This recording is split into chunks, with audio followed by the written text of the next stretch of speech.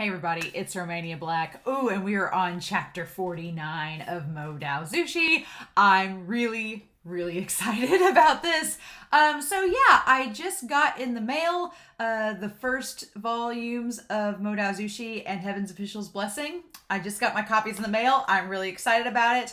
I've started reading the Mo Dao Zushi one. Obviously, I'm not going to read Heaven's Official Blessing. I'm just going to have it on the back burner until I get to that point when I'm reviewing and reacting to that series. But the first volume of Mo Dao Zushi covers up through chapter 32. So I'm glad I got this extra copy that y'all sent me we're on chapter 49 now. So it's such a tease. I love the first volume of Mo Dao Zushi and I highly recommend getting it because the illustrations in it are gorgeous. The translation is really good. I like the translation so far. It spares no expense. It's pretty accurate in terms of relating to the translation that I've been reading from Exiled Rebels.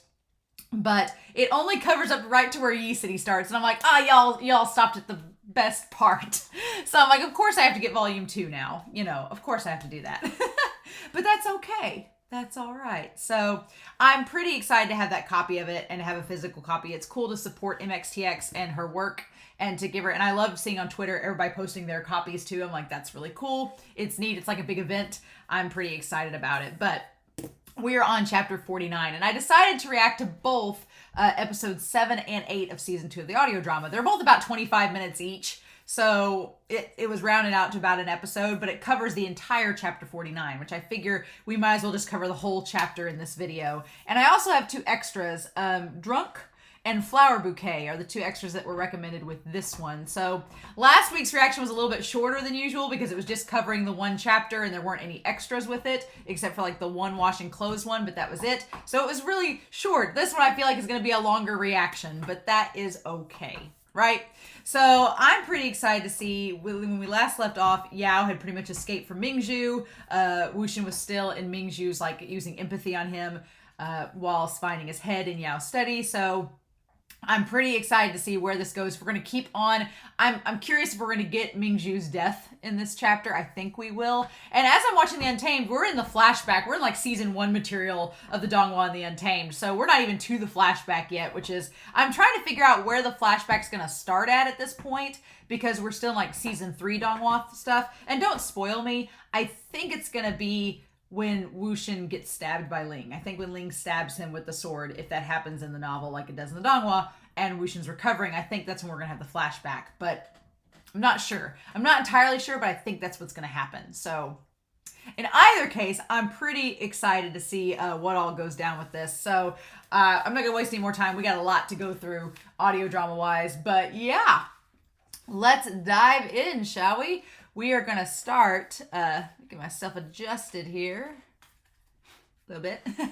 We're going to start chapter 49, episode 7 of season 2 of the Donghua. I'm going to watch the 2 episodes and then do the extras at the end. That seems like the better idea.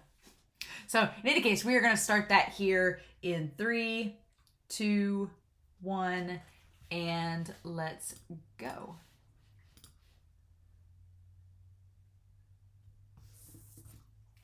Oh, that's a great picture of MingJue. It's a great picture of MingJue, actually.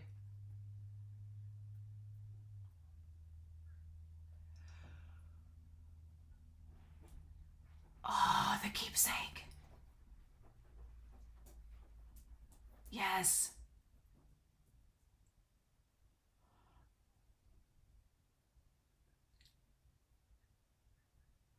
Oh.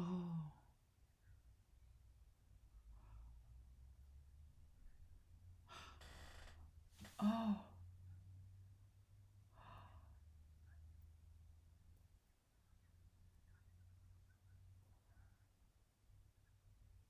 Oh. And it's Zixuan's birthday. I'm surprised they're not going to give the pearl to Daddy Jin. Because in the novel, he crushes it. Oh. Oh. Oh, yeah, honey.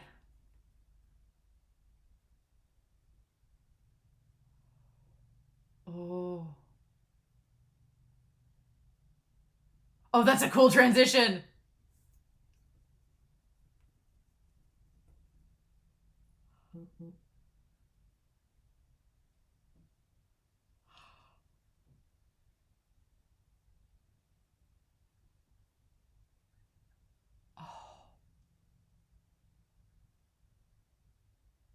Oh my gosh, his voice change.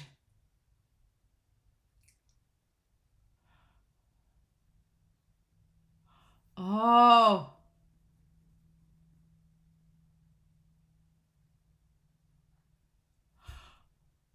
Oh my god, I can't believe his voice change.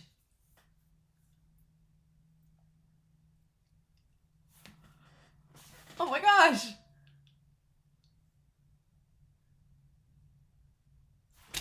And he like sounds so confident. Wow, that transition. He sounds totally different. Yeah, my dude. Oh man. Which if you're in the winds, you can't be weak at all, right? Or they'd kill him. Oh my gosh. Okay.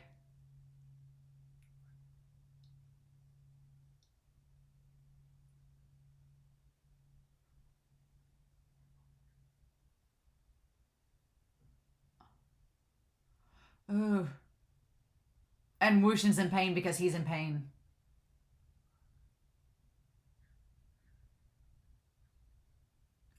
Oh.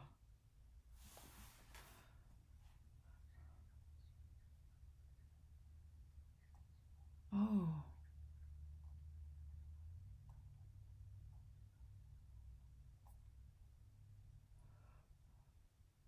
Ooh.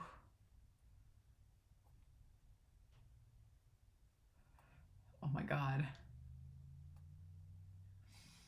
Oh my gosh.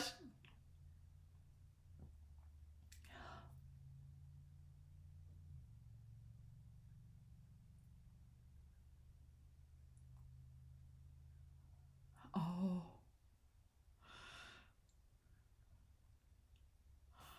Oh my god.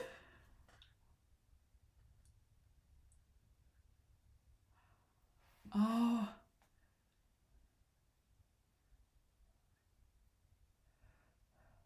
A den for a pack of wind dogs. Mm. Oh shoot.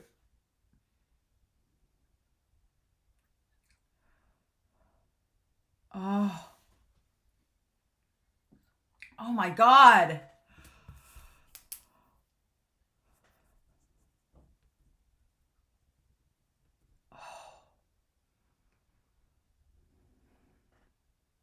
What is it?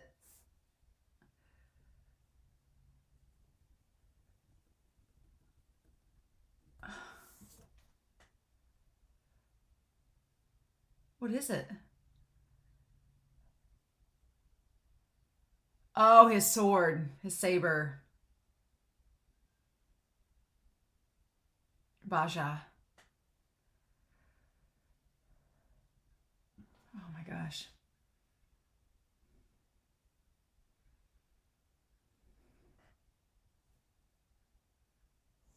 Oh. Oh, that's such an insult.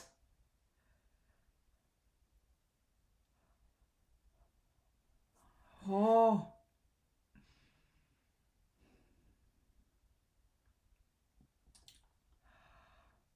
Oh my gosh.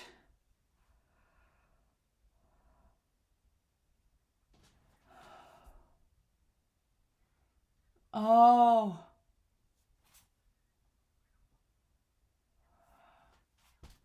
Oh. Oh, wow.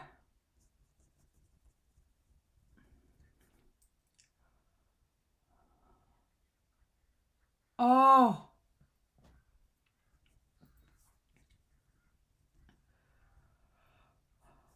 Oh. Oh my gosh. So are we establishing that YAO killed the old sect leader?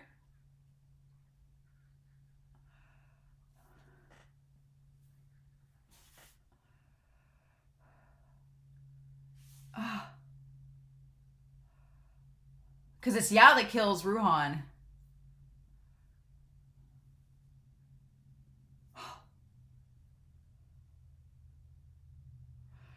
Oh my god. Ooh.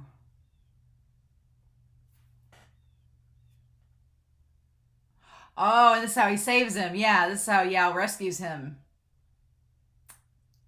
Uh-huh. Ooh. Ooh. Ha. Ha. So he basically saves him, but he, tortures him along the way. Oh my god.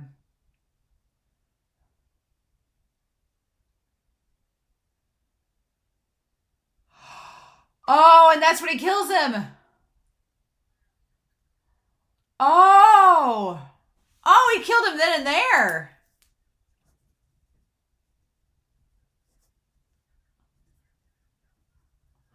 Oh. So it's not like later during a siege. It's right there. Oh my gosh. And he kills all the other wind soldiers.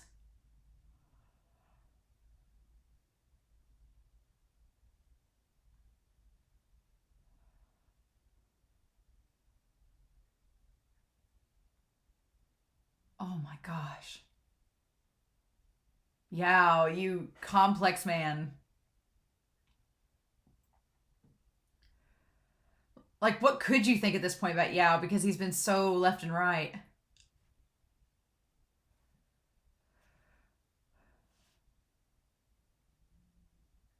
He should be dead. That's not exactly words of confidence.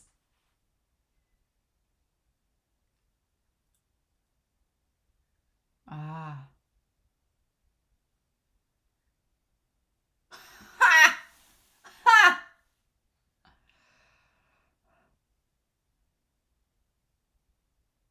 Oh my god. Yes. And his voice completely changes. I had no choice. I had no choice. Uh-huh. Yeah. Yes. You did, though. But it was. No, he would not have. He would have died. Yeah. That's the difference. Oh.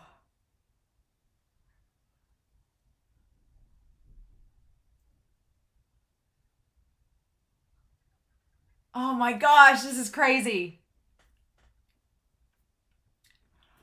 And then myself.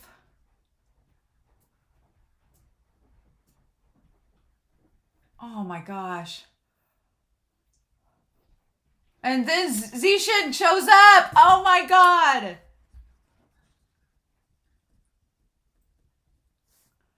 Oh, just at the perfect time for Yao.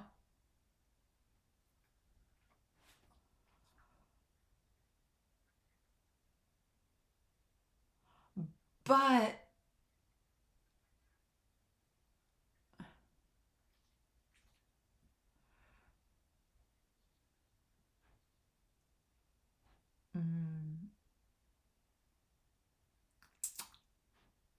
oh, yeah, and this is how they spin it.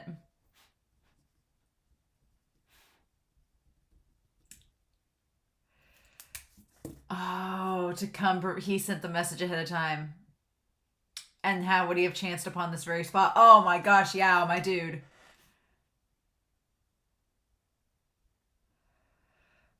Uh-huh. Yeah. And I would believe Yao did infiltrate them for that, but by a mere coincidence. No, I don't think it was. And he still calls him Yao.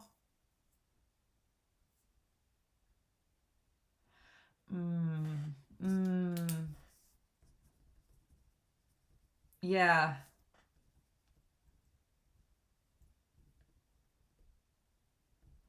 Oh no. And Ni's like, oh my god.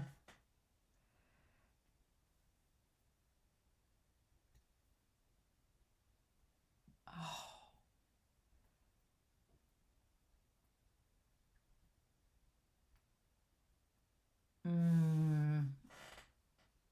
Uh-huh.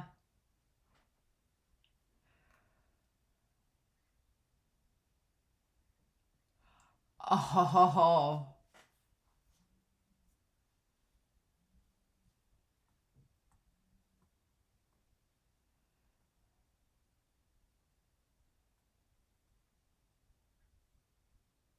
Hmm.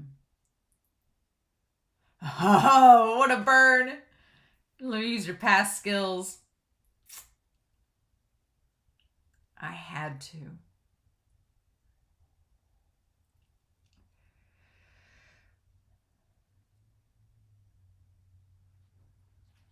Oh, and Xichen sticks up from so much.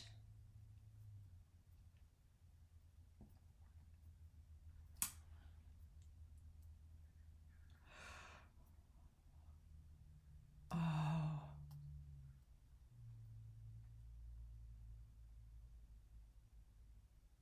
He just walks away.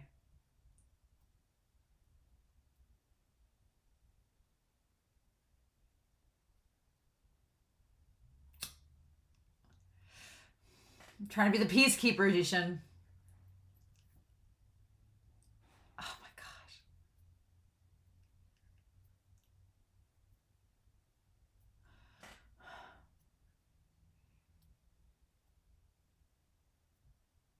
Damn. Oh, and it getting like louder. Oh man. Oh, buddy.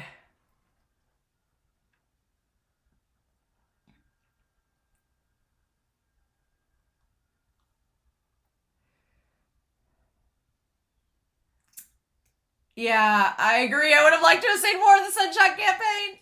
I would have liked to have seen this scene expanded, honestly. But you know, what can we do? Oh, I love that instrument. Just going with the music? Yes, please.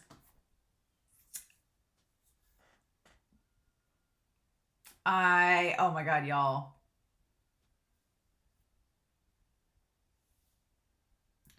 I'm okay with this little interlude.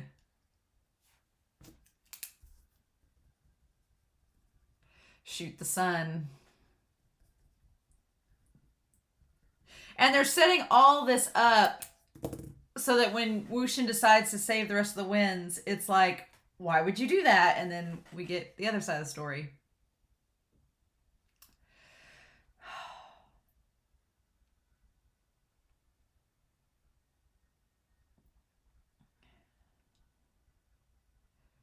And all the flowers. Oh, Daddy just hosting a flower bouquet banquet. Spared no expense. Of course he didn't.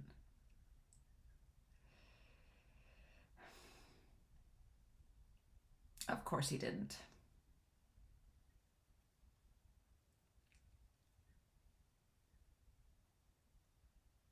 Oh. And so he adopted YAO, huh? Oh. And turned into a phoenix.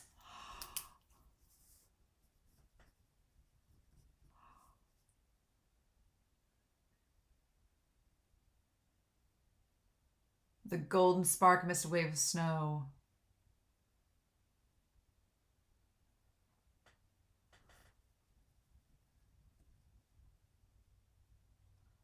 Huh.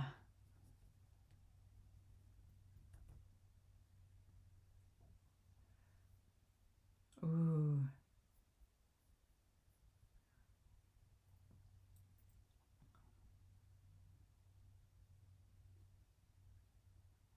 Oh, so this is before everything went down. Stop laughing.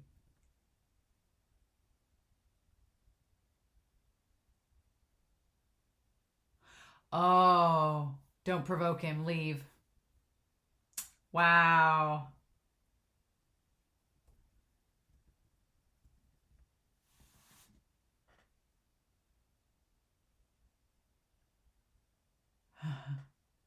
Of course. Recruited him. Of course they did.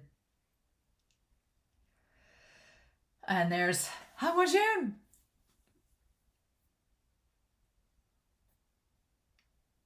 Wangji's come too. We invited him to come along.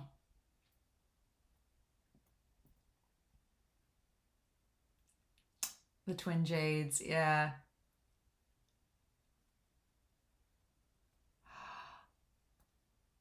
Oh. And this is while he's a Healing Patriarch, right? Yeah, no weapon because he can't use a sword.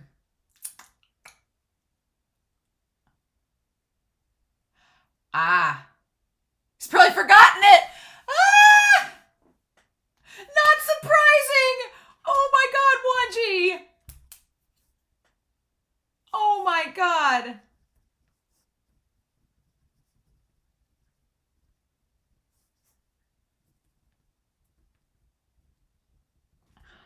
I love Xichen and them talking about...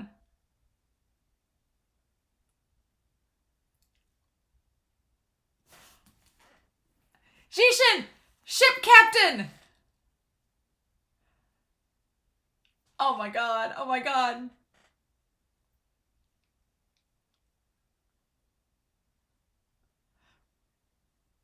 Of course, they're still at odds.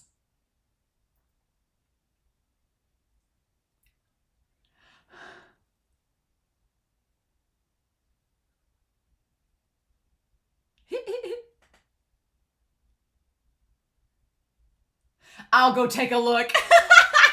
Sure. Oh my god.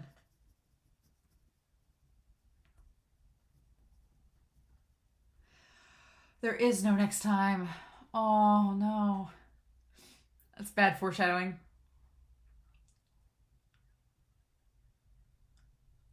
Oh my god. I didn't want to come in the first place. Oh my god.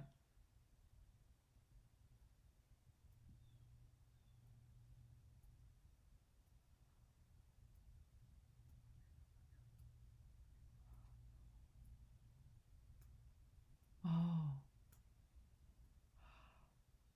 Oh.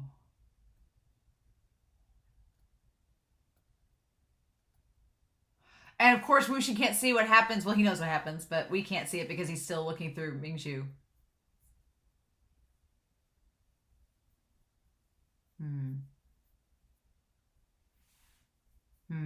Yeah. Haha.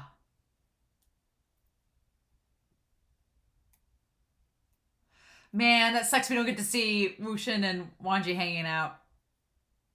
Darn it.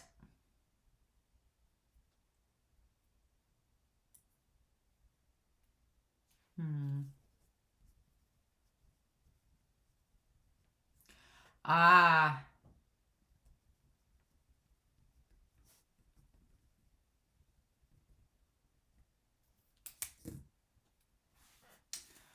So Xichen's like, you should just reconcile and let bygones be bygones.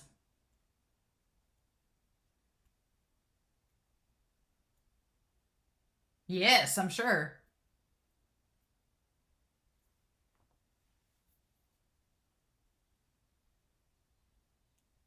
Right.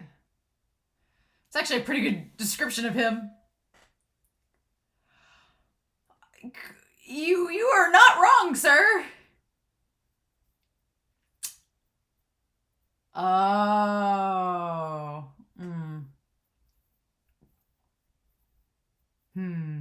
Can't argue with that logic.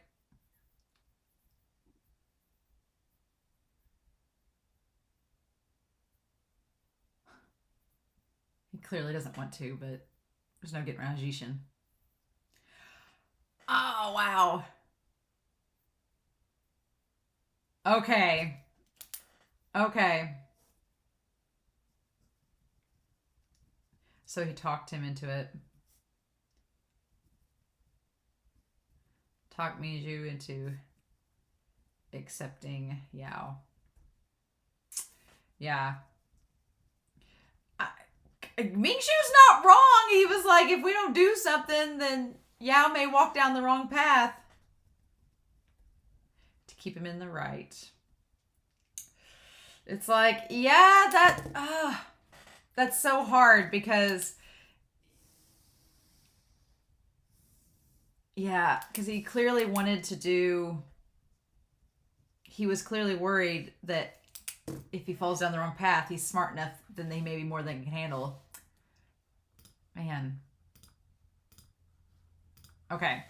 I would listen to the ending, but I know we're watching the next episode, so it's fine. Okay. So let me get the next episode set up here. All right. So we've got episode 8 now of the audio drama, the second part of chapter 49. This is a long chapter. There's a lot of stuff going on in this chapter. A lot of stuff. MXTX. There's so much happening in this chapter. But we're going to start it here in 3, 2, 1, and let's go.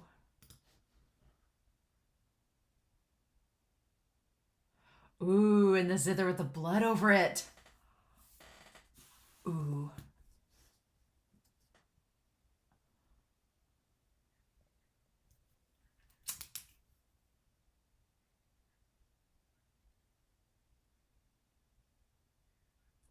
And the Brotherhood.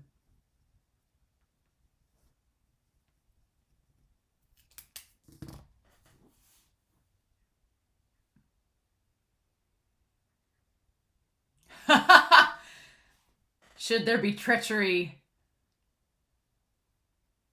All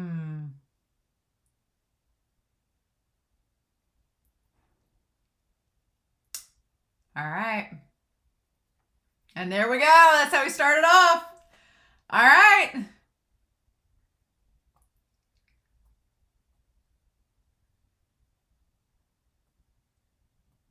Modao Zushi. Yes.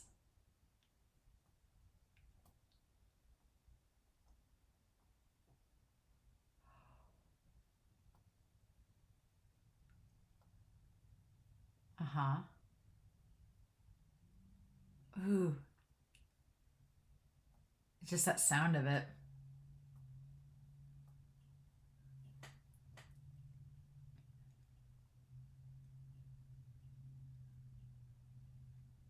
Oh my gosh.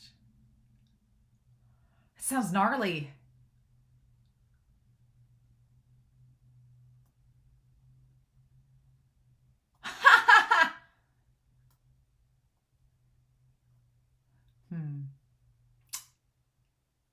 I learned by watching.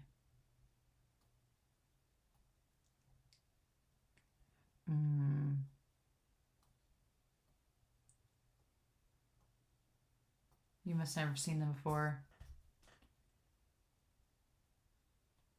Huh.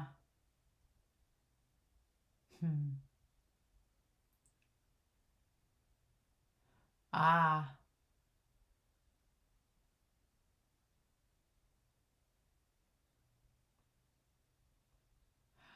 Oh. Yeah, he's a visual learner. Kinesthetic too. Shut up, quit flirting! Oh my god, MingJue was like, get out.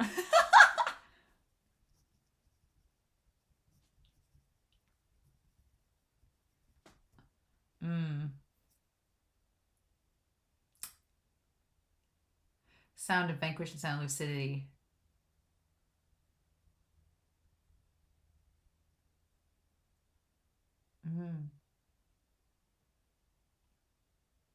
Ah, but MingJue had a bad suspicion, right?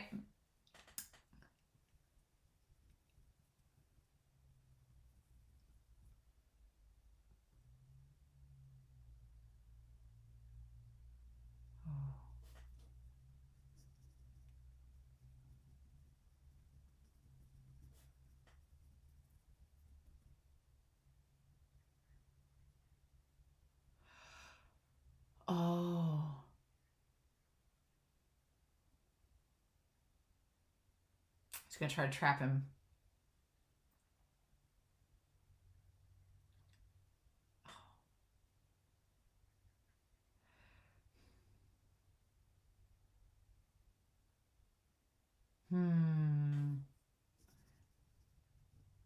Sound of Lucidity.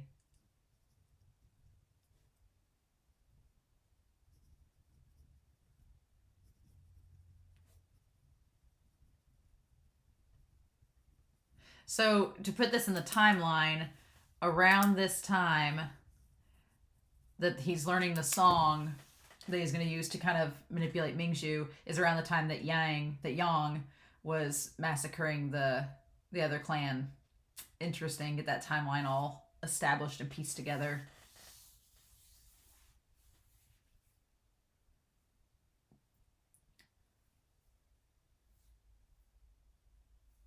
It's so tranquil. Like, I love the picture.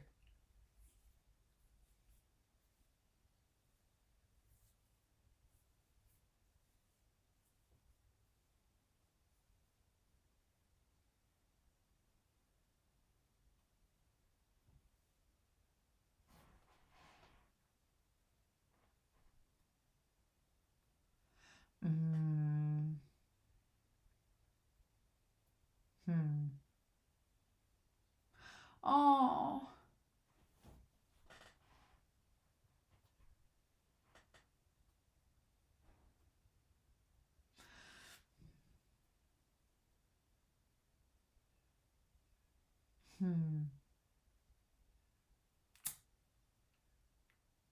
His ambition lies elsewhere. Oh, wow. Ooh. I'm best at reading people. Ah! The only one I can't read is you. Oh.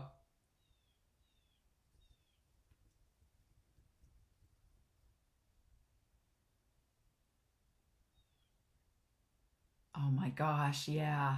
And he can't be there to listen.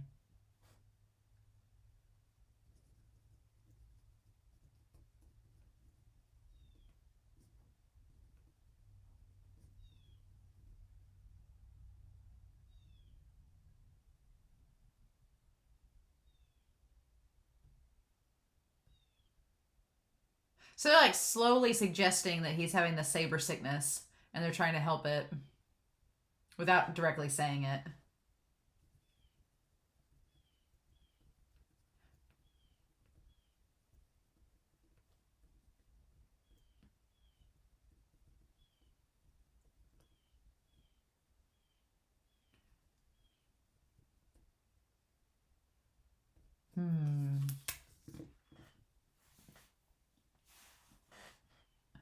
And we're going to get into this is when we get into the vicious spirit.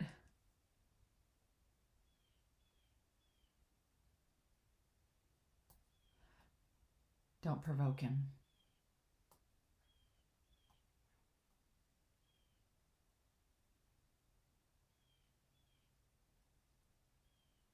Oh, he calls him Mingyao. The lookout towers. Ah. Be civil. Oh. So we got the lookout towers mentioned.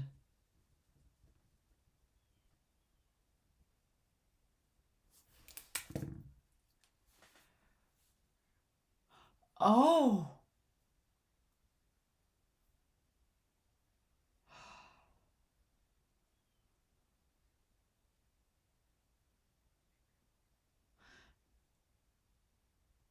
So time has passed. Ah, yeah.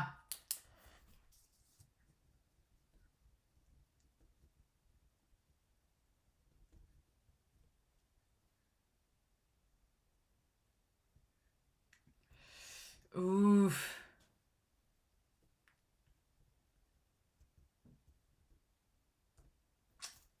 It's Daddy Jin that wants to keep him. Oh, wow.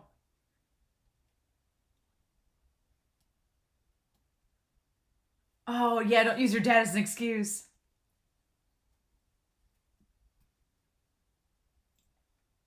Yes.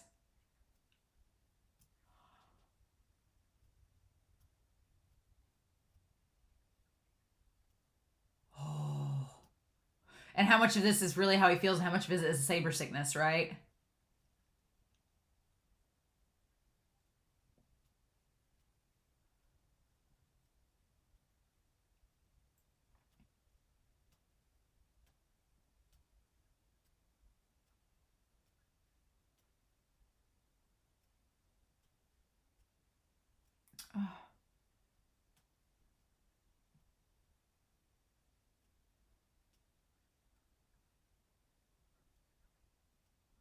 Oh.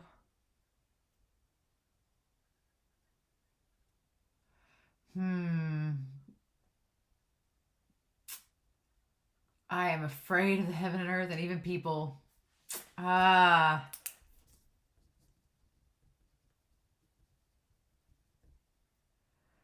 Uh-huh.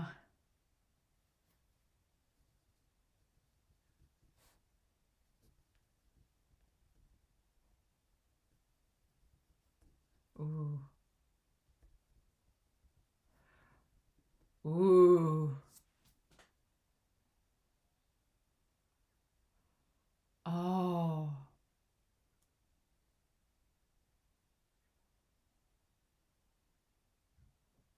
Out of selfish desire.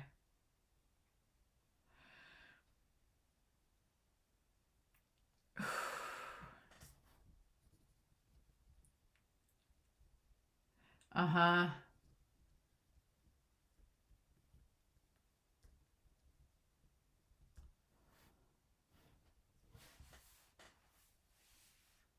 If I killed one to save 100, would the good outweigh the bad, and would I deserve death? Oh.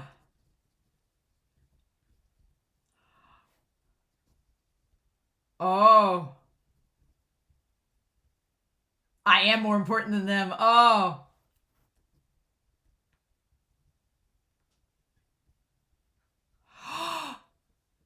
Oh. Oh God, he falling down all them stairs.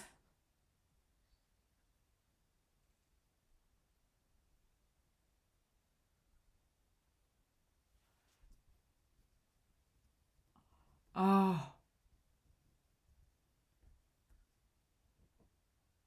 And then Xichen shows up at like the worst moment.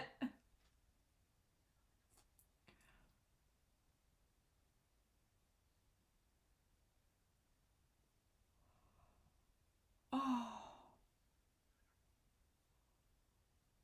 Oh. Holy cow.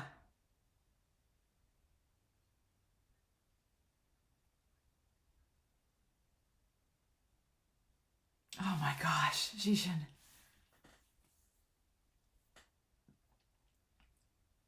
Oh.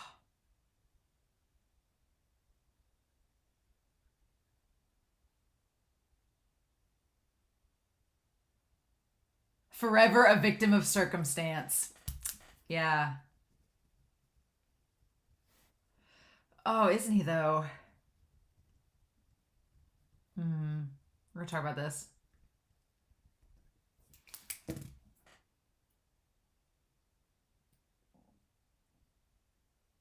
Oh. And his mother never really liked him. Oh.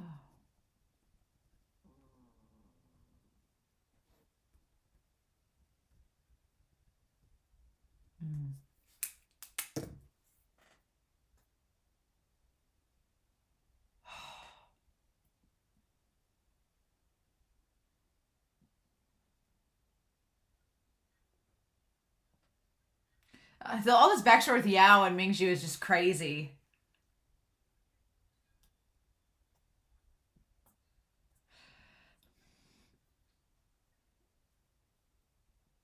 Oh. HuaiSang.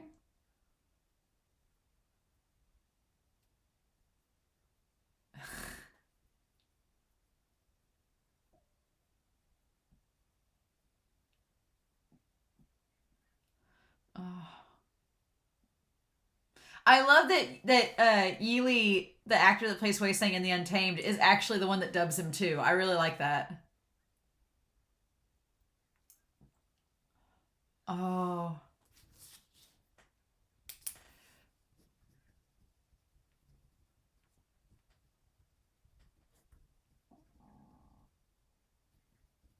My stomach's growling.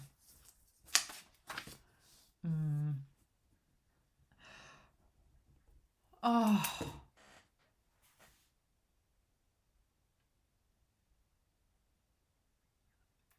One year has passed.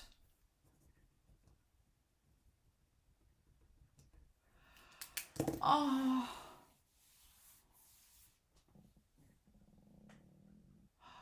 Oh.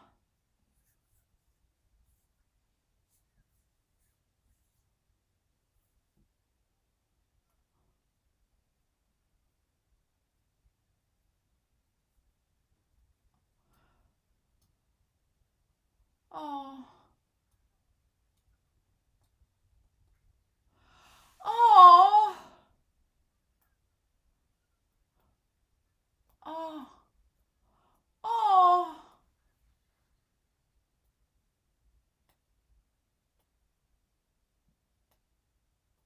Oh.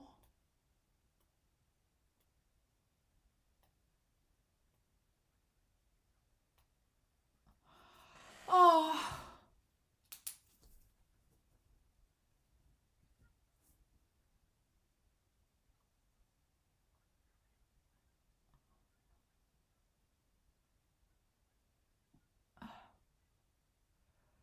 Oh.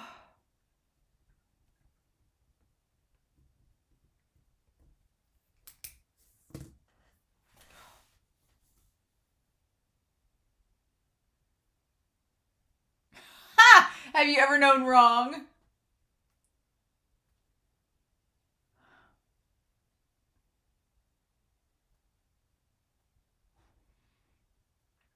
Oh my God.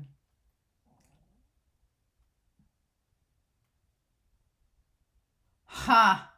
No need to anticipate my flattery.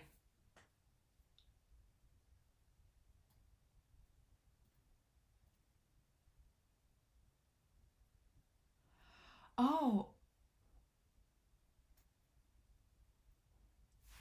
So he doesn't even know about the spirit. Oh no.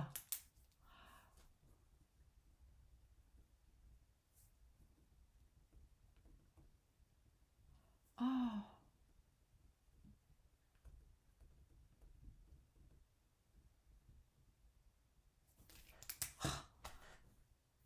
He's like, oh, I'll bring you his head. Wow, and in 2 months, and it won't matter because he'll be dead by then.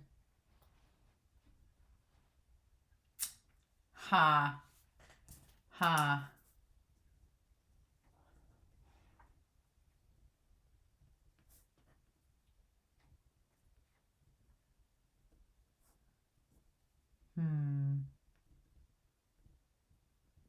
I want to hear how it sounds different.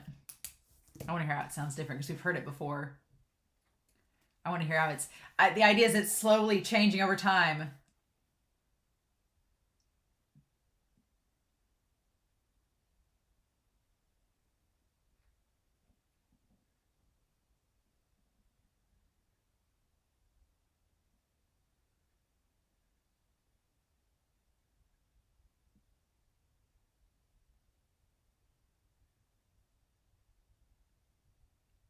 Something's not quite right.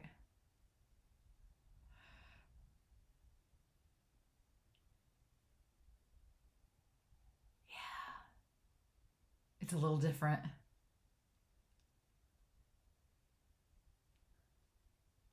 It's just a little different.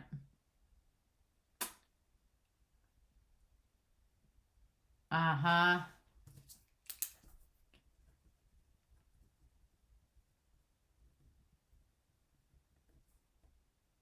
Uh-huh. Okay.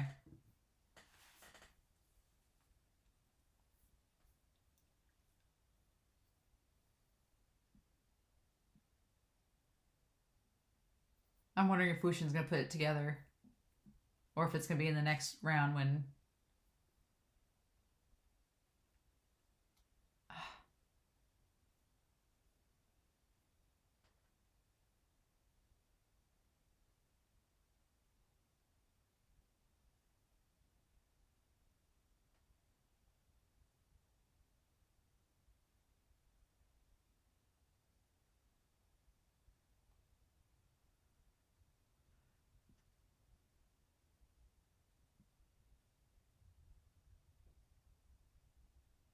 Hmm.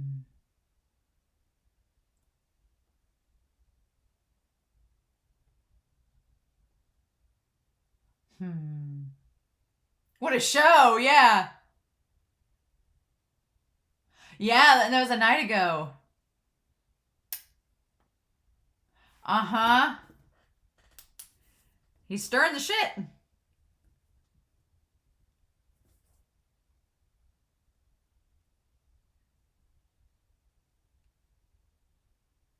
Hmm.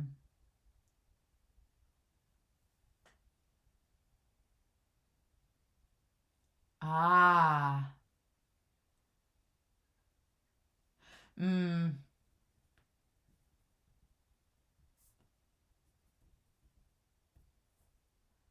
Right. Hmm.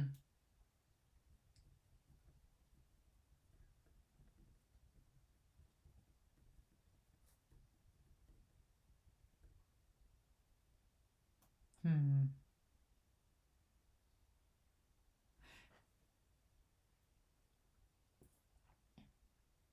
Yeah, and Xichen is still being the peacekeeper.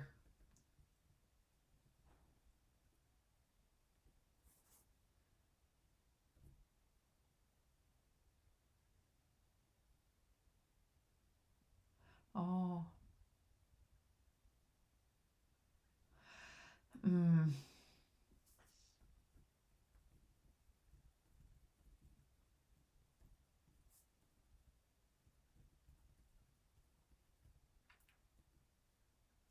Oh God. And he heard all of that. Why do you shield him? He's just stirring shit.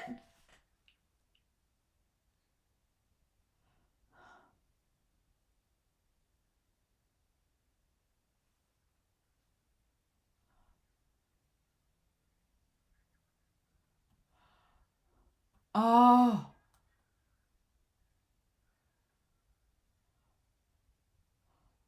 Oh my gosh.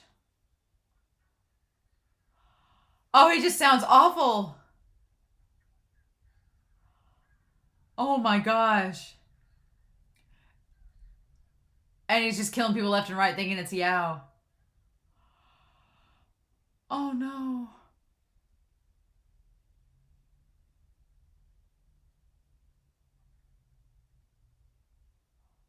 Oh. Oh. And that's it. Then he dies. Oh my gosh. So the question is, will WuXian comment about, will he figure out that the song was altered? Because in the Donghua, Wangji figures it out because he knows the song from learning it from Xichen. So there was that. But WuXian, I'm like, is he going to figure that out too and pick up on it? That he altered the song to make him worse and worse. Oh, that's rough. Oh my gosh. This chapter, like, what a crazy chapter. It's huge. There's so much that was happening. But we basically went through the entire backstory with MingJue and him. I've got like so many notes already.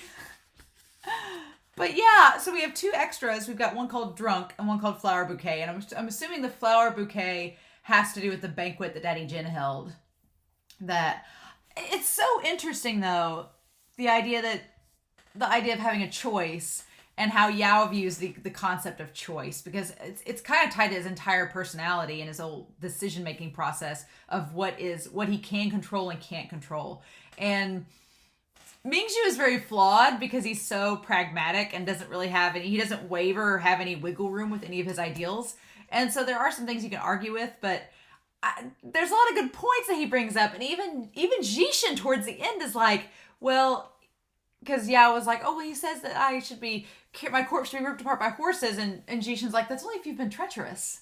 If you've not been treacherous, you don't have anything to worry about. And it's like, and Yao was like, well, he will never believe that I'm not treacherous. And it's like Jishin was like Yao was slowly cornering himself. And Jishin was starting to catch on that Yao just was not quite being entirely truthful, right? Or making total sense. And then that's when the whole deviation happens and MingJue just spirals. It's so sad, though, that he destroyed all of HuaiSang's books and everything. And so my question is when is HuaiSang? WuXian's probably when they go back and we have that whole meetup thing, WuXian will probably be like, well, you altered the song and killed HuaiSang and killed MingJue. And then if he admits it, then that's when HuaiSang's going to figure out that his brother... I want to see the point where HuaiSang pieces it all together, that YAO is the one responsible for MingJue's death. So I'm curious to know when that's going to happen, when he's going to piece it together and figure it out. Because in the present timeline, he kind of does when they all meet up there in Yao's study.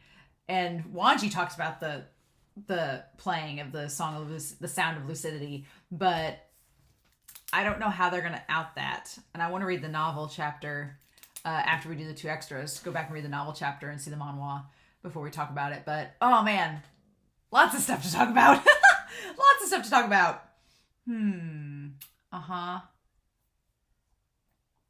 It's so subtle, though. I love how sound was used in these chapters. We're almost to the preview. I love how sound was used in these chapters. It was really, really well done. Just to show you the little changes that happen throughout. It's so good. It's so good.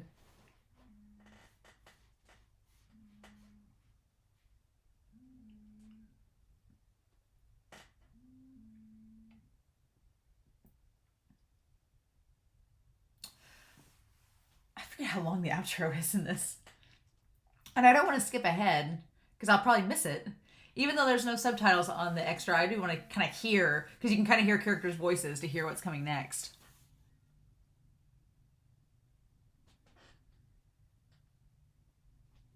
I think the drunk extra is like 4 minutes and the flower bouquet is 5 minutes, so it's a little bit longer extras.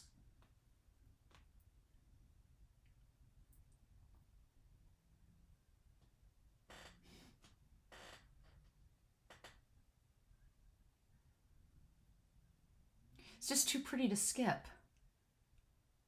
Okay.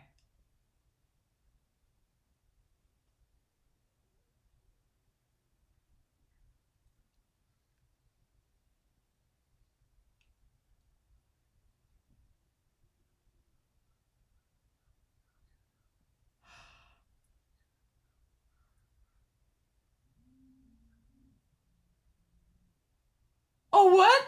Why is he saying it? Why is he calling out for Wangji? Why is he calling out for Wangji? What? And it sounded like Chang. So I guess we're going back into the present time. Oh y'all. Oh y'all. Oh man. Oh, I'm excited now. I'm excited now. Okay. Well, we need to watch these extras first before I go and read the chapter itself. But oh, that's exciting. Okay. So this is the drunk extra, and we are going to start it. I have no clue what these extras are. I just download them when they're told that they go with these chapters. We're going to start that here in 3, 2, 1, and let's go. Oh!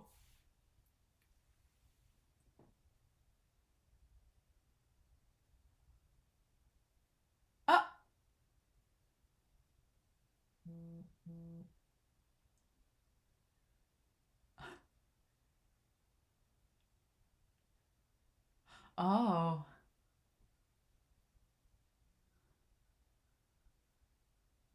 What do you think, Wangji?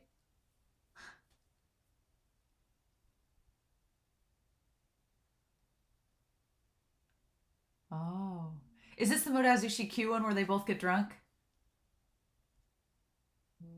Oh no.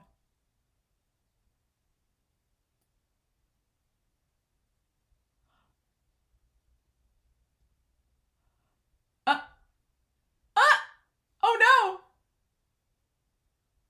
Oh no, yeah, this is the Modazushi Q one where they both get drunk. Oh my god. This is not tea! He passed out, yes!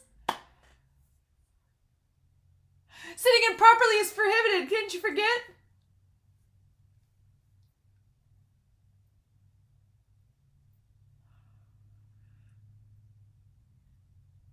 Oh my god. Express my sincere feelings.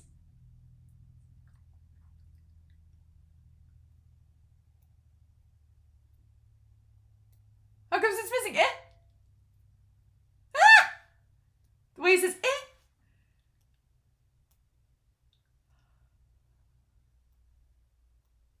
Sitting atop the pavilion. Oh no, Chirin.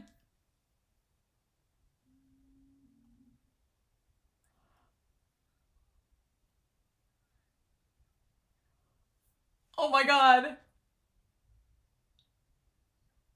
Ah!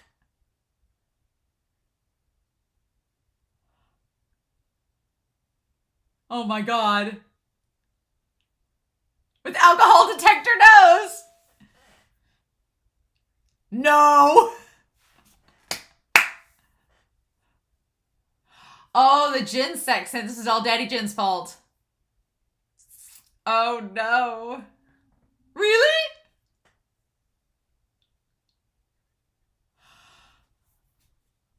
Oh my god, he's the best kind of drunk. Ah!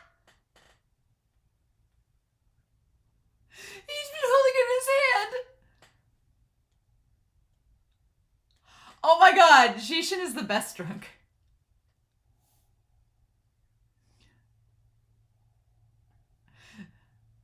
Oh my god, yes. He plays a happy little song.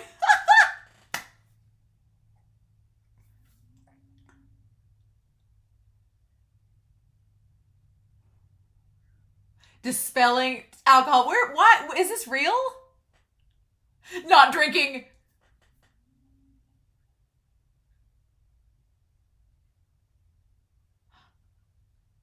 Don't be depressed. Let's eliminate evil for the people.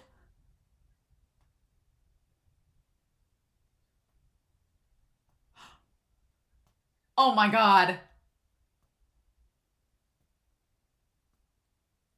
His flute. Oh. Is it because of WuXian playing the flute?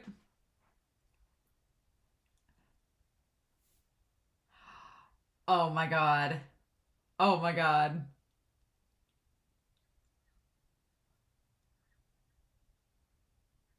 Face the wall and reflect!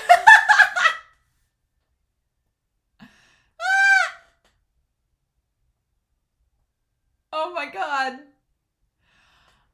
Oh my god. I can't believe that's over. Oh my god.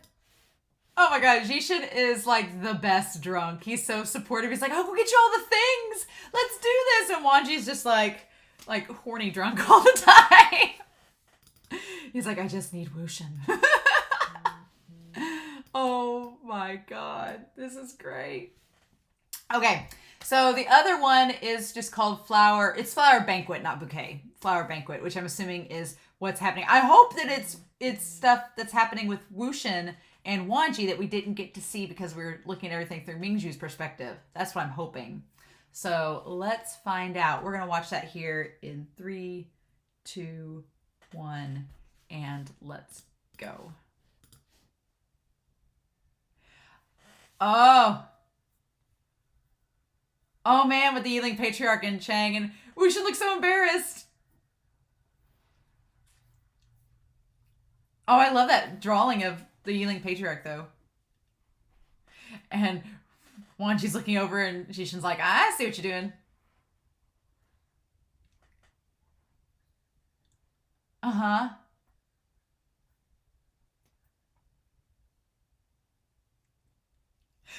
Of course he knows Lan Zhan will be there. Of course he will.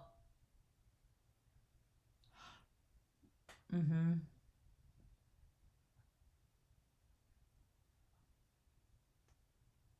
Wangji has come too. Yep, we're gonna go back to this.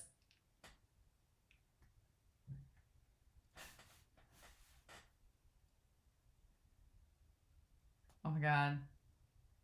And we're gonna go back and see more of this. Good, good, good. Well said, well said.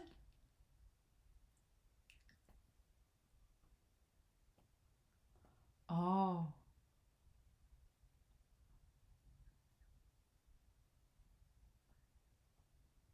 Hmm. I don't want to turn back to this person. Oh. Oh. Oh. Hmm.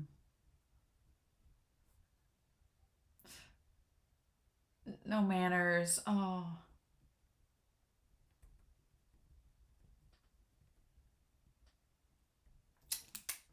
Oh. Oh. I've got you now, slandering behind my back.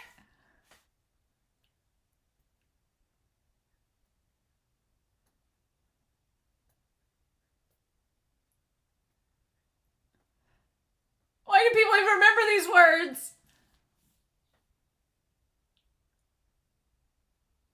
Oh. Oh, his heart beating. Ahem. Don't mind me.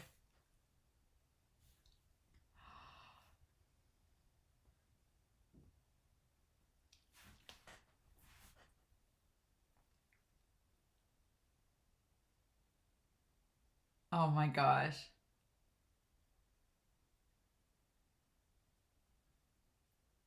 Oh.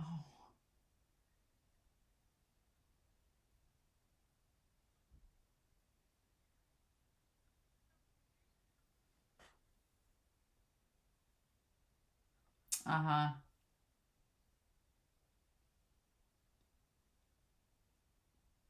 I'll go take a look.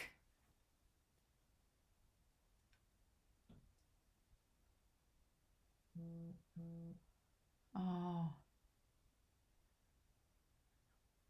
And then Chang gets in.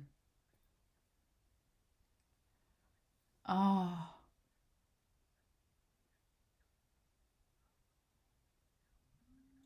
Mm. Oh. Oh.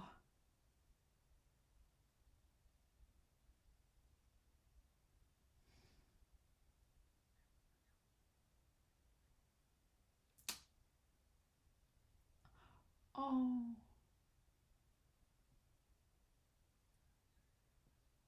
Oh.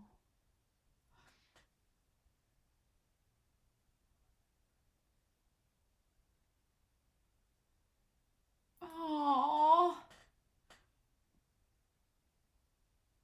Oh.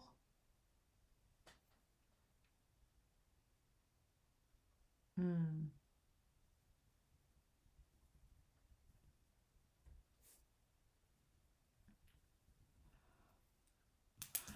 Stop. Stop. Y'all, God, it's crazy seeing WuXian's perspective about his former self. Dang. Oh my gosh. I just, that was really good. That was really, really good. Okay. Okay. Pause that. Okay. Oh my gosh, those two extras were great. Oh man, we've got a lot to talk about. We got a lot to talk about. We have a lot to talk about. But first thing is first, and that is that I want to go and read the chapter and check out the manhwa, and then I'll come back and talk with y'all about it then. So I'll see you in just a second. Oh. So there's a lot that happened in these chapters. So much happened in this one chapter. It's weird. When I went back to read the chapter, it kind of does transition into chapter 50 for like a paragraph or two. So it's technically chapter 49 and the start of chapter 50. But man, and it carried a little bit over from chapter 48, especially at the start with the pearl button scene.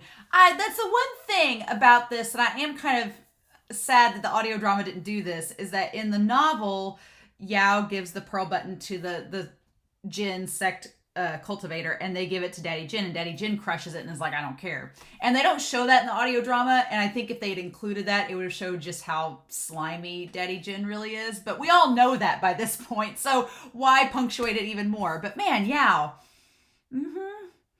Yeah, there's a lot to his character, and I like how every iteration, whether it's I've not seen the full untamed version of YAO yet, so I've not seen that. But the Donghua YAO and this YAO, they're both very complex in different ways, but they're similar, so I don't think that the character changes too much. There's just a bit more context with the novel, obviously, than the Donghua, because the Donghua only has so much time. But man, the transition from YAO at the Golden Towers, where he's trying to show the pearl button and he's so like frail and meek, the hard cut from that to the winds, where his voice changes and it's deeper and it's more serious, like that's just YAO is an amazing actor, and he pulled on the act, and the question of it all is like, what's the true YAO? Like, how is YAO really? And it's hard to tell like what YAO's personality really is like, because he puts on so many hats. It's like, is YAO all of these personas, or is there one particularly that he gotta just is a chameleon? He does whatever he has to do to fit in the moment and do what needs to be done. But yeah, his voice actors sound totally different in the YAO, in the Win moments. So yeah, YAO just killing Ni sect members, killing Ruhan, killing the Win sect members, YAO just doing what needs to be done. And I was a little confused listening to the audio drama, but going back and reading the novel, it makes more sense that MingJue's father had his saber smashed by Ruhan, and that's what led to his death. So I was a little bit, in the audio drama, I was like, did YAO kill him? And then it's like, no, Ruhan technically killed MingJue's father by smashing his saber, and that led to his death later on during another night hunt. So yeah, it made more sense reading it and then seeing it in the manhwa. I was like, oh, okay, got a little more explanation there. But yeah, the idea, and YAO planting all the seeds, like basically he did his part to get on Ruhan's side, to get to where he could kill Ruhan when he was least expecting it. But he technically got to kind of sow a little bit of revenge against MingJue in the moment by getting to beat him to a pulp. And then he saves him, making MingJue indebted to him. And then he plans it all out to where Xichen's going to just show up right at the opportune time, because he probably figured MingJue would still try to kill him, because MingJue holds a grudge. And MingJue is like lawful good. Like MingJue is like lawful good to a fault, to the point where he doesn't waver on anything. And a lot of people may say that that's exaggerated, but I know people like that in real life that are like, they hold grudges, they don't change their opinions of others. It's like the first impression is the impression, and you're like, nothing will change their mind about things. And some people are just like that, and MingJue is an example. So it's kind of crazy. But yeah, the whole idea of having no choice, because that is YAO's big thing, is that I had no choice. And it's funny because HuaiSang makes very conscious choices, right? HuaiSang, it's a funny contrast, and it's kind of brought up, it's hinted at and foreshadowed here, but the idea that YAO thinks he doesn't have a choice to do what he does. And HuaiSang makes all the choices, and he's very self-aware of it. And MingJue is like, and MingJue and HuaiSang, surprisingly, even though they're so different as brothers, they both have that idea that yes, you have a choice. You choose what you choose, and you have to own up to that choice. MingJue, in MingJue's eyes, he's like, if someone kills your blood, you repay in blood. It's like this for that. And he's very unwavering in his philosophies. And HuaiSang is kind of like MingJue in that he very much believes that your choice is your choice and you can own it. So HuaiSang, when he decides to become the head shaker and is like, no, I have a choice. I know I don't want to practice the sabers. I know I'm going to be a good for nothing, and that's my choice because I want to do it and I have a reason. And he owns up to it, right? He owns up to that. He's like, you all can think whatever you want about me, but that's just how it is, right? And then it's a really interesting contrast because YAO, according to his philosophy, he thinks he has no choice. He's like, well, I have to do this to survive. I have to do this to get on top, to earn my father's approval. I have to. I don't have a choice. And it kind of ties to, and we kind of see later when people keep dogging him about his mother being a prostitute, especially when MingJue kicks him down the stairs a second time. Because we start out the episode with him getting kicked down the stairs by the sect members, and we cut back to MingJue kicking him down the stairs later on. It's like, YAO can't catch a break. And there is a part of YAO that he didn't get to choose. He didn't get to choose that he was born from a prostitute. He didn't get to choose that he was Daddy Jin's illegitimate child. He had no choice or say in the matter as far as those things are concerned. Whereas, you know, he kind of calls out MingJue and he's like, you were born into this sect. You were born with all this privilege. I had none of that. So I had to work my way up to get to a position like you were. You know, and he talks about the cultivation books and how his mother bought the cheap books that didn't really do anything. So he had to like learn by example, because if he was going to rise to the top, he had to do it this certain way. And so, yeah, in those respects, YAO didn't really have a choice to work his way up to get to the same position as MingJue and Xichen. He did have to do certain things, but MingJue's not wrong in that, yeah, you don't have to kill people. You have that choice to take another's life, and you have that choice to make certain decisions. And YAO uses the excuse of I had no choice to justify all of these acts, when MingJue's not incorrect in saying, yeah, no, you have a choice. You very much have a choice, and you need to own up to it. But you're just making the excuse that you couldn't help it, and you could. So you can see the divide between MingJue and YAO's philosophies. And it's fascinating. It's fascinating. And I like how the audio drama is like, don't you wish we would have got more of the Sunshot campaign? And I'm like, Which I think we do later on in the flashbacks. So it's kind of like a nice little foreshadowing there too, that we're going to get to see more of it later, right? And so, yeah, the idea of having the conference where they all meet up to become the brothers. And I don't think the Donghua had this in it. I don't think the Donghua featured this. I think it was kind of left out or rushed through. But especially the Yang thing. Yang thing was rushed through. But the idea of when Yang first joined the Jin clan, it was right around the time that YAO became a Jin. And then meeting each other. And you can see why YAO and Yang would get along with one another. They're both victims of circumstance. That's the thing. And we'll go back over that term later. They're victims, forever a victim of circumstance. Yeah. The idea that oh, woe is me. And you could see why YAO and Yang would get along, because they're both victims in that regard. And they both view themselves as that. It's interesting. And I like how YAO immediately realizes that MingJue will not like Yang's character at all. And so he's like, you need to get out of here. But yeah, so Wangji and WuXian showing up at this council, and it kind of sucked. I'm glad we got the extra. In this, because it kind of sucked at first that WuXian kind of ran off after having the argument with Xichen and Wangji. We didn't get to hear that conversation, but in the extra we do. But yeah, Wangji's clearly into WuXian, and we all can tell it. And even Xichen is like, oh, don't you want to go talk to him? And I love that WuXian's so oblivious. He's like, why would Xichen want you to go talk to me? Is there something he needs to tell me? It's like, WuXian, Xichen knows that Wangji likes you, and he's trying to hook y'all up, and you just don't get it. One thing I really like about that whole scene, not only that we get some more, it's weird. The timeline in this novel is so weird compared to the Donghua, because we're getting visions of the Healing Patriarch before we even get the Healing Patriarch, right? We've not even seen the birth of the Healing Patriarch in the novel yet, but we get a preview of him walking with Chang in this moment. It's so bizarre. I'm like, oh, yeah. So as an audience member, you wouldn't know. You'd be like, oh, why is WuXian so arrogant? And I love that WuXian, present WuXian in Mojanyu's body, hates himself in the past. He hates how he is. He's like, why were you like this? He's like, why were you arrogant and pompous and pretentious? Why were you doing this? Why were you arguing with Xichen? Why were y'all arguing over this petty stuff? Doesn't matter anymore, because he knows what happens to Xichen later on. So it's just like WuXian in this moment is filled with so much regret. And I love in that moment that he's like, you can tell he's like, why didn't you talk to Wangji? Why didn't you do this? Why did you walk away from him and not say anything? And in the manhwa, it shows Wangji like reaching out his hand to maybe grab WuXian or talk to him, and he doesn't. And it's like, it's so much regret, and it's so funny because we as the audience know that WuXian and Wangji are getting a chance to talk to each other now in the present, but you get to see in the past all that angst between them, and it's like, okay, the past wasn't good between them. Now in the present, y'all can make up for it. So it's so fascinating. But I love the fact that we got the preview of the Healing Patriarch before it even happens in the novel. And if you've read the novel or if you've watched the Donghua or the Untamed, you know why WuXian is so arrogant, because that resentful energy and everything, it's like altering his mood, it's altering his mind and his condition.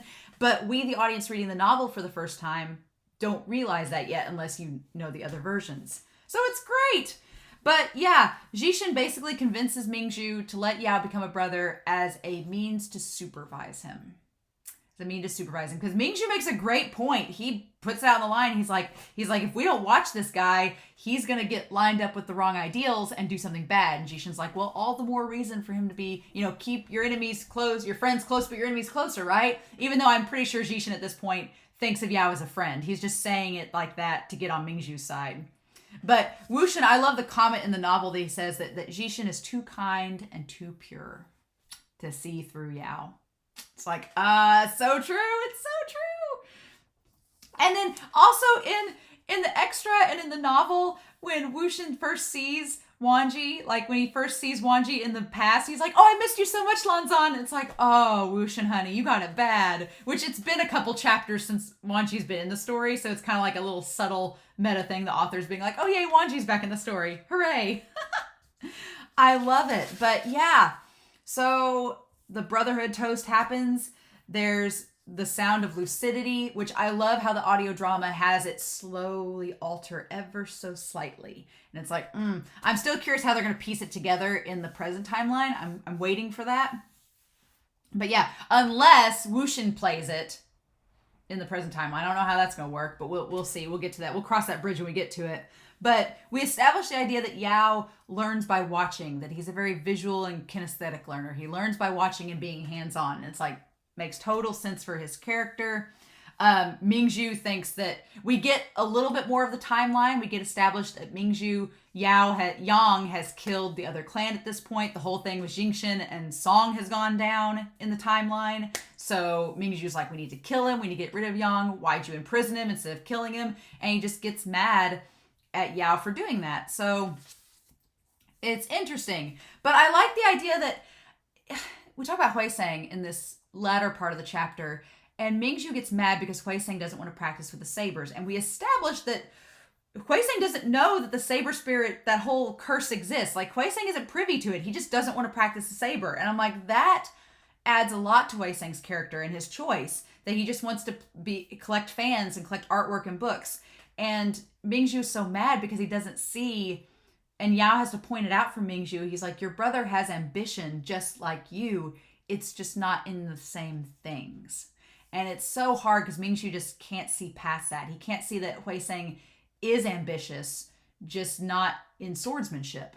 And it's so hard. Like, we'll talk about the burning later. But yeah, you can tell that YAO is slowly altering the sound to encourage the saber sickness. And then I forgot my notes on here. The lookout towers are mentioned. We get the lookout towers brought up. That's noted in here. There's the confrontation about YAO and Yang's imprisonment. YAO establishing that he is very afraid. MingJue's like, I'm not afraid of death because I live this very hard-cut, lawful truth life. And YAO is like, I am scared. He's like, because everything I've done has to work to this point. So I'm scared of losing all that. Like, all my work will be for nothing. All the people I've killed will be for nothing. And it's so good. Like, the characterization of YAO and getting inside his head and just seeing how like stretched in all places he is. And YAO is very clever and intelligent and a great actor. And WuXian even notes that. He's like, what a showman, just putting on this show and doing all these things to try to get ahead. It's like, But yeah, MingJue being like, you don't want to lose your position. And I love that YAO's like, you were already positioned at the top of the ladder. I had to work my way up. And again, that's tying to YAO's like, you all were born privileged.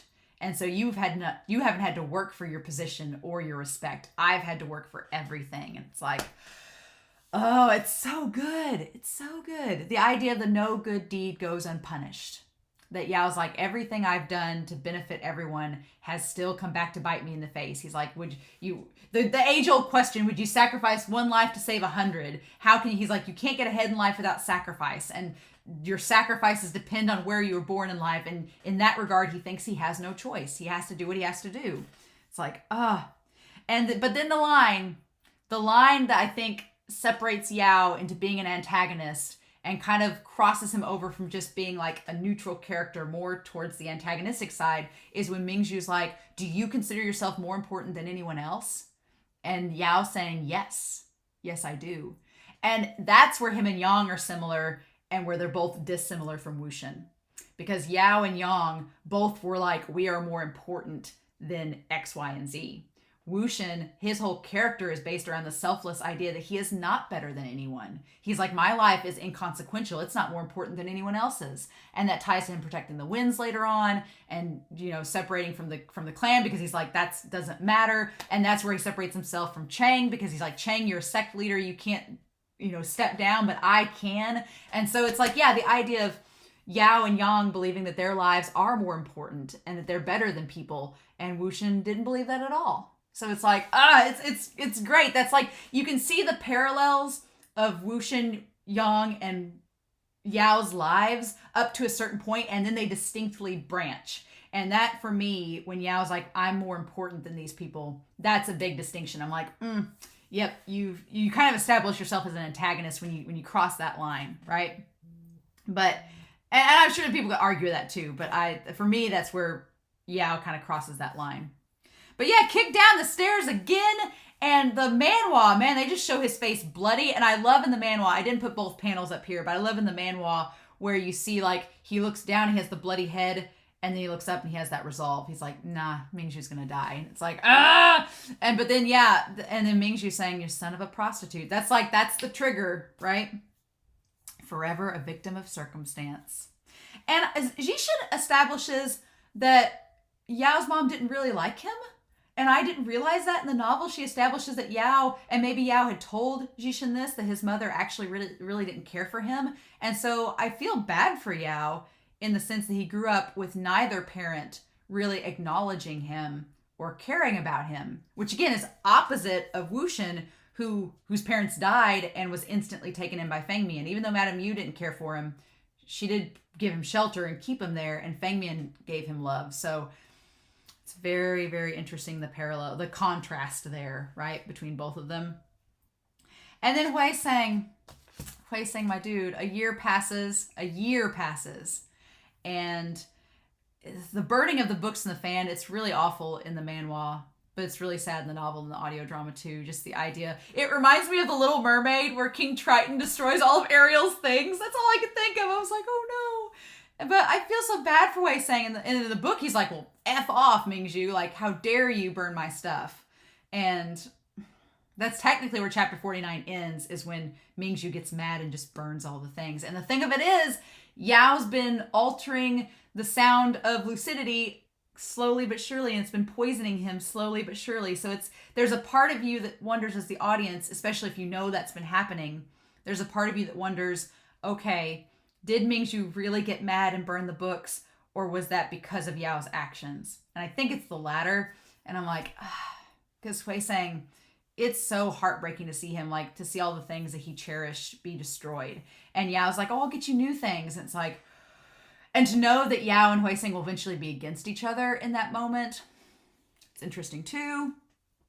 But yeah, Yao promising to bring the head of Yang 2 months later to MingJue doesn't happen because MingJue's dead by then. And even then, as soon as he promises that, the next day, like they established that it's the next day, he's trying to stir shit with Xichen about MingJue. And WuXian picks up on it. He's like, why are you stirring up drama? And then MingJue overhears, and that's when he gets pissed off. That's the last straw. He's like, no, we can't trust you at all. You're trying to stir drama and pit Xichen against me. And that's when the key deviation happens. And even Xichen kind of calls him out on it. He's like, Xichen's trying to be the peacekeeper, but he's like, well, yeah, you have nothing to worry about if you're not being treacherous. And during that whole thing, it's like, the whole no choice thing in my upbringing is brought up as well. And it all just culminates. Yao's arguing for his own sake. Xichen's trying to be the peacekeeper. And MingJue just has the key deviation and goes off the rails. And then basically, accidentally, he thinks all of them look like Yao. And he starts killing people left and right. And he injures HuaiSang. And then he ends up dying from it. And the audio drama can't show you this, but in both the manhwa and in the novel, it's established the last thing he sees the real Yao. And I love that the novel says not a drop of blood on him. Like he was conveniently out of the way. Not a drop of blood on him, but looking down at MingJue with tears streaming down his face.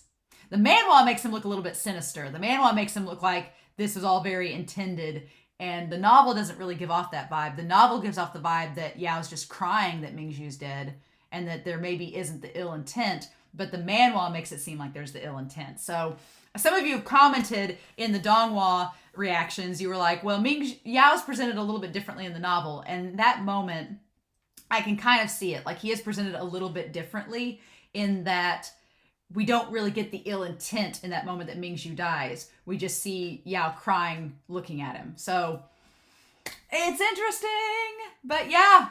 So I guess both the manhwa and the novel end with WuXian going back into his body in the arms of Wangji. So I'm very curious to know, because in the Donghua, he's in the Paperman body still. In the Donghua, he's in the Paperman body when YAO attacks him in the study. So I'm interested to know how we're going to handle that next chapter, because in this one, it ends with him waking up in Wangji's arms.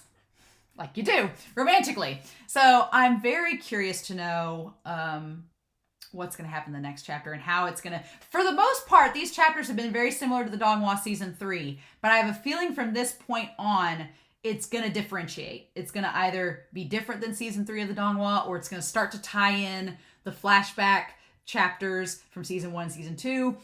I don't know, but I just feel like it's all going to start deviating from this point. And I'm kind of excited about it, but I'm going to be very curious to see how it goes down. So, yeah. I hope you enjoyed this reaction. This chapter was a lot of fun. I love the extras. Seeing Xichen be the best drunk possible and Wangji just being himself is great. And we're just going to ignore the angst from the flower banquet. We're going to ignore the Wangji WuXian angst, because it's not in the present. It's in the past. It's behind us. So I hope y'all enjoyed this reaction. I'm curious to know your comments down below.